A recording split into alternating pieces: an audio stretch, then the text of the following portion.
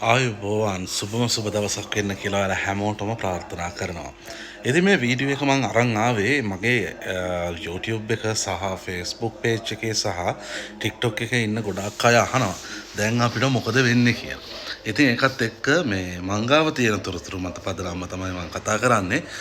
එතකොට ඉස්සරහට රැකියා අවස්ථා 5ක්. ඒ කියන්නේ ඊශ්‍රායල් මෙතෙක් නොලැබුණු රැකියා වර්ග 5ක් ශ්‍රී ලංකාවට ලැබීමට නියමිතයි.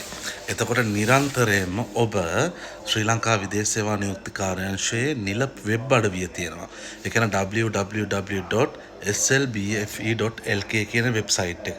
ඒකට ගිහිල්ලා අනිවාර්යයෙන්ම ඒ දාන රැකියා ඉක්මනින්ම ඔයා දැනගන්න. ඒ වගේම තමයි ඒවට අවශ්‍ය සුදුසුකම් ඉක්මනින්ම සම්පූර්ණ කරලා සුදුසුකම් තියෙන කෙනෙක් නම් ඒවා ඉක්මනටම විදේශ සේවා නියුක්ති කාර්යාංශයට ගිහිල්ලා බාර දීලා ඒකට අයදුම් කරන්න. ඔක පළවෙනි දේ. එහෙනම් දැනට අපිට ඔයාලා දන්නවනේ ඇවිල්ලා තියෙනවා ඉදිකිරීම්, සාත්තු සේවා, කෘෂිකර්ම කලින් ඇප්ලයි කරපු අය ඉන්නවා. ඊට පස්සේ රෙනෝවේෂන්, හොටෙල් ඇන්ඩ් හවුස් කීපින් මේ ආදි වශයෙන් තියෙනවානේ. ඊට අමතරව රැකියා වර්ග 5ක් විදේශ සේවා නියුක්ති කාර්යාංශයට ලැබීමට නියමිතයි ඊශ්‍රායලෙන්. ඒක ගැන තමයි මම ඔය පැහැදිලි කිරීම කරේ. ඊළඟ දේ තමයි නැවත අපේ ශ්‍රී ලංකාව තුල කතා බහක් ඇති වෙලා තියෙනවා ඊශ්‍රායලය සහ ඉරානය අතර යුද්ධ තත්ත්වය නැවත ඇති වේවිදෝ කියලා. එතකොට එහෙම තත්ත්වයක් ඇතිවීමේ සම්භාවිතාවය ගොඩක් අඩුයි කියන එක තමයි මෙහෙ ඉන්න ගොඩක් අයගේ මතය. සහ අපේ මේ ඊශ්‍රායලයේ වැඩ කරනවානේ ශ්‍රී ලංකාවේ ගොඩක් අය. එයාලා මේ යුද්ධ තත්ත්වය හැමුවේ ගොඩක් අය ඉල්ලීම් කරේ නැහැ නැවත ලංකාවට යන්න ඕනේ කියලා. එතකොට ඊශ්‍රායලයේ ඉන්න අය පවා ඊශ්‍රායල් ජාතිකයන් දන්නවා අපේ ශ්‍රී ලාංකිකයන් යුද්ධ තත්ත්වය වුවත් යුද්ධ තත්ත්වයක් තිබ්බත් මේ තමන්ගේ රැකියාවන් දාලා පලා යන ජාතිය අය නෙවෙයි කියලා. එතකොට රැකියාව අවස්ථා ගණනාවක් ලැබෙනවා සහ දැනට තියෙන රැකියාවලට වැඩි වශයෙන්ම ගිවිසුම් ලැබෙන්නට පුළුවන්.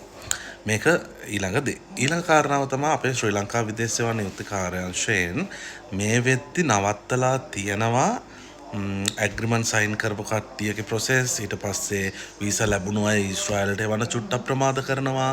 එතකොට මට අදාරංචි වුණා කෙයාගිවස්ලා 19 දෙනෙක් ඊශ්‍රායලට එන්න නියමිතයි වීසා ලැබිලා. ඒ කට්ටියගෙන් දෙන්නෙක්ගේ ඇග්‍රීමන්ට් කැන්සල් වෙලා තියෙනවා සහ මේ ළඟ ඒ කට්ටිය එවන්නේ නැහැ 7 වෙනිදා දක්වා.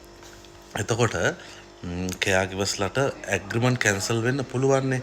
ඒ හින්දා මේක ප්‍රමාද කිරීම අවශ්‍ය වන්නේ නැහැ සහ කන්ස්ට්‍රක්ෂන් වලටත් 120 ගානකට එන්න තියෙනවා. එයාලගෙත් 9 වෙනිදා ඉඳන් යවනවා කියලා කියනවා. අද රැස්වීමක් තිබුණා කියලා තමයි ආරංචිය තියෙන්නේ. ඒකෙදි ගොඩක් සඳහන් කරලා තියෙනවා ඔයාලා ජීවිතවලට අපි වග කියන්න ඕනේ. එතකොට ඔයාලා මේ ජීවිත ගැන හිතන්නේ නැතුවද යන්නේ කියලා. එතකොට ඔබට තේරෙන්නේ නැද්ද මේ වෙද්දි ඊශ්‍රායලයේ ඉන්න 20000කට අධික ශ්‍රී ලාංකිකයන් ප්‍රමාණයක්. ඉතින් ඒ කට්ටිය නැවත ලංකාවට එන්න ඕනේ අපිට මරබයක් තියෙනවා නැවත යුද්ධයක් පටන් ගන්නයි කියලා කවුරුත් එහෙම කියලා නැහැ. එතකොට මේ වෙලාවේ අවස්ථාවක් කරගෙන අපේ දැන් ඔය මෙහෙ එන්න ඉන්න අයට chance එක දෙන්න ඕනේ හැකි ඉක්මනින්ම ඊශ්‍රායලයට එන්න. අපි දැක්ක අර ජන අරගලයේද මොකද්දෝ කියලා බක පඬිතුයෝ වගේක් මේ කෑ ගහනවා ඊශ්‍රායලයට මිනිස්සු යවන්න එපා අරක මේක කරන්න එපා කියලා.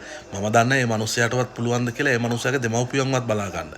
මේ Tamanට වැඩක් නැත්තම් Tamanට මේ මොකක් හරි අපේ රටට කරන්න පුළුවන් සේවයක් කරනවා විනා මේ ආගමික අන්තවාදයක් හරි මොන ජන කොට්ටාස ටිකක් එකතු කරගෙන ෂෝ දෙන්න එපා. මේ ඔයාලා දන්නවා දැන් ඊශ්‍රායලට එන්න ඉන්න අය මේ වෙද්දි කොයිතරම් දුරකට කට්ටක් කාලාද මේතන ඉන්නේ කියලා. ඉතින් මේ මිනිස්සු මේ රටේ යුද්ධයක් තියෙනවා කියලා දන්නවා. එතකොට නිකන් ෂෝ එකක් දෙන්න එපා උද්ඝෝෂණ කරලා. අර මන් දැක්කා අරගල කරනවා අරක කරනවා මේක කරනවා. මේ රටේ දියුණුවට එව්වා කරන්න. එහෙම නැතුව මොකක් හරි මාතෘකාවක් අරගෙන ඒවට උද්ඝෝෂණ කරලා නැති ප්‍රශ්න දාගන්න එපා. මම දැක්ක අය ඔහු කියනවා මෙහෙමයි ඊශ්‍රායලයේ විසින් ගාසාවල මිනිස්සු ඝාතනය කරන එකට අපි විරුද්ධ වෙන්න ඕනේ අරවා මේවා. ඔයා විරුද්ධ වුණා කියලා මේ මිනිස්සුන්ට පාන්ද? ඔයා විරුද්ධ වුණා කියලා අපේ ලංකාවේ මිනිස්සු උද්ඝෝෂණ කරා කියලා ඊශ්‍රායල මිනිස්සු ඒක නැත කීමක් අරගෙන තීරණ ගන්නවද? එහෙම නැත්නම් ලෝකේ වටේම උද්ඝෝෂණය කරානේ ෆ්‍රී පලස්තයින් කියලා. මොනවද කරගන්න පුළුවන් උනේ? ලෝකේ එක්සත් ජාතීන්ගේ සංවිධානයේ ආරක්ෂක කවුන්සිලේ කී දෙනෙක් මුළු ලෝකයක්ම ඊශ්‍රායලට විරුද්ධව කතා කරද්දී ඇමරිකා එක්සත් ජනපදයේ වීටෝ පාවිච්චි කරලා ඊශ්‍රායලයේ පැත්තත් එක්ක හිටගත්තා. මේ වෙනකන් නවත්තලා දැන් අවුරුදු 2ක් විතර. ඉතින් බොරු දේවල් කරලා මේ වැටිලා තියෙන ශ්‍රී ලංකාවේ ආර්ථිකය නංවනවා විනා මේ බොරු දේවල් කරන්න එපා. මෙහෙ ඊශ්‍රායලයේ මොකුත් එහෙම ප්‍රශ්න නැහැ. ඇයි මේ මුස්ලිම් මිනිස්සු හරි ඉස්ලාම ආගම හරි අල්ලගෙන මේ මිනිස්සු මරනවා කියලා අපි තප්පුලන්නේ. ඒවා කරන එකෙන් ප්‍රයෝජනයක් තියනවා. ඒක ගැන නෙවෙයි හිතන්න ඕනේ. මේ අවස්ථාවේ අපේ ශ්‍රී ලාංකිකයන්ට ගොඩක් ඉන්නවනේ දැන් මෙඩිකල් කරලා ඉන්නවා, ස්කයිප් ඉන්ටර්වයුව වලට ෆේස් කරලා ඉන්නවා, සමහර රැකියා ශාස්ත්‍රවල සමහර ටෙස්ට් වලට ගිහිල්ලා ඉන්නවා. ඉතින් ඒ මිනිස්සුන්ට වෙන අසාධාරණ හිතන්නේ නැද්ද? මේ ලෝකයක් හදන්න යනවා. තමන්ගේ ලංකාවේ මිනිස්සුන්ගේ තියෙන ප්‍රශ්න ගැන හිතුවද? ඒ හින්දා කරුණා කරලා ඒ වගේ ගොන් ආතල් වලට විදේශ වනයුක්ති කාර්යාංශය හරි රජය හරි තීරණ ගන්නවා නම් ඒක කරන්න එපා. ඔයාලා සෙල්ලම් කරන්නේ මිනිස්සුන්ගේ ජීවිතත් එක්ක.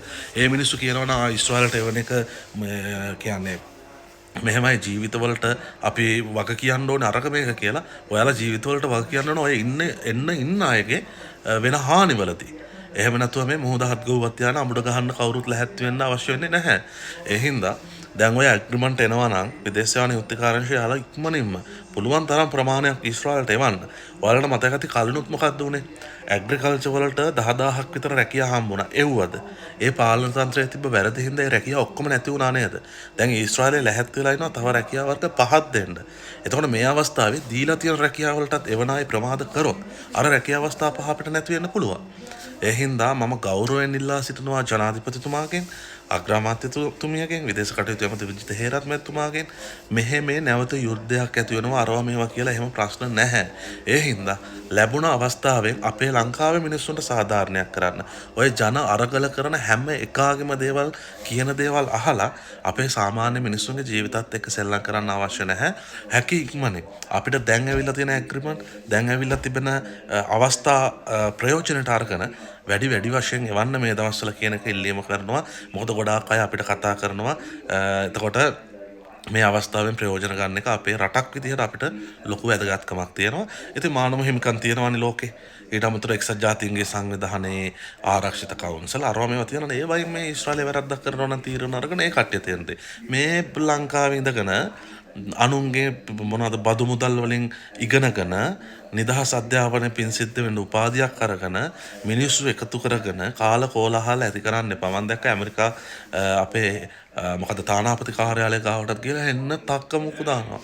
එහෙම කරන්න මොකද ලංකාව සුරපුරයක්ද? ලංකාව අනිත් රටවල් මත යැපෙන රටක්. ලෝක බැංකුවෙන් අර බැංකුවෙන් IMF එකෙන් ණය මුදල් අරගෙන ගොඩ යන්න දඟලන රට. ඉතින් ඒකට විදේශ ශ්‍රමිකයන්ගේ ලැබෙන සම්ප්‍රේෂණ ගොඩක් වැදගත්. ඔය මිනිස්සු බොරු කියන්නේ බොරු ප්‍රවෘත්ති මවන්නේ. මවලා අර ලංකාවට ලැබිලා තියෙන අවස්ථා ටිකක් කාලකන්ණි ටික එකතු වෙලා විනාශ කරන්න ඔය දඟලන්නේ. ඕන් ඔය අක්කු අල්ලගෙන ගිහිලා දාන්න ඕනේ එක්ක ඉරානට හරි, එක්ක පලස්තීනට හරි, එක්ක ගාසා වලට හරි. මෙච්චර මේ ලංකාවට ඔය මිනිස්සුන්ට පුළුවන් පාස්කු ප්‍රහාරයට එරෙහිව කතා කරන්න. පාස්කුවල් ප්‍රහාරය එල්ල කරා තාම වැරදිකරුවන් අල්ලගෙන නැහැ. එයාලට තීන්දුව తీරන අරන් නැහැ. කතා කරපල්ලකො ලංකාවේ දේවල් ගැන. ඇයි මේ රටකින් ලංකාවට ලැබෙන රැකියා අවස්ථා මෝඩයෝ වගේ හැසිරලා නැති කරගන්නේ? ඔය දෙන් කොච්චර ආදායමක් අපේ රටට ගේන්න පුළුවන්ද? ඉතින් අර 300 ගණන් තකොද මරුණ පාස්කු ප්‍රහාරය. ඒ මිනිස්සු තාම විඳවනවා. ඵලයල්ල කොහොම උද්ඝෝෂණ කරපල්ලකො මේ ඒ වින්දිතයන්ට දඬුවම් දෙන්න කියලා. ඇයි මේ කොහෙවත් වෙන යුද්ධයක් අපේ ලංකාව පැත්තට අරන් අපේ අහිංසක මිනිස්සුන්ගේ මේ හීනත් එක්ක සෙල්ලම් කරන්නේ කොහොම? ඒ හින්දා කරුණාකරලා විදේශ සේවා නියුක්ත කාර්යාංශය, ඒ වගේම අපේ විදේශ කටයුතු අමාත්‍යාංශය, ජනාධිපතිතුමාගේ මැදිහත්වීමෙන් මේ ලැබුණ අවස්ථාවෙන් ප්‍රයෝජන ගන්න. ඔය තප්පුලනේ උන්ට තප්පුලන්න කියන්න. මේ ලැබෙන අවස්ථාව ආයෙ ලැබෙන්නේ නැති වෙන්න පුළුවන්. අපේ අය පිස්සු නඩුවත් ඊට පස්සේ අර කලින් වුණා වගේ ඉන්දියාවට රැකිය අවස්ථාව යනවා. වෙන රටවල් වලට පිලිපීනට, තායිලන්තයට යනවා. ඒ හින්දා ඒ ඉස්සරහට ලැබෙන රැකියා ලබා ගන්න නම් දැන් ලැබිලා තියෙන රැකියාව වලට යොහුසුළු එවන්න. ඊශ්‍රායලෙන් කියලා තියෙනවා ඉක්මනින්ම කෙයාකිවස් ලැබන්න කියලා. ඉක්මනින්ම ශ්‍රමිකයන් එවන්න කියලා. ඒ අවස්ථාවේ ඉක්මනටම එවන්න. මේ කට්ටියට යුද්ධ බයක් හරි මොනවා හරි තියෙනවා නම් මේ කට්ටිය නැවත තමන්ගේ කර්මාන්ත ශාලා හරි තමන්ගේ කන්ස්ට්‍රක්ෂන් ෆීල්ඩ් එක හරි ඒවා ආපහු කරනවද? ඒ හින්දා මගේ මේක කාරුණික ඉල්ලීමක් මගේ YouTube එකේ ඉන්න සහ මට කතා කරන අය වෙනුවෙන්. ඒ නිසා කරුණා කරලා ඒ අයට සාධාරණයක් ඉෂ්ට කරන්න මේ අවස්ථාව නැති කරගන්න එපා. එහෙමනම් අලුත් වීඩියෝ එකකින් හම්බ වෙනවා. ඔබට සුබ දවසක්.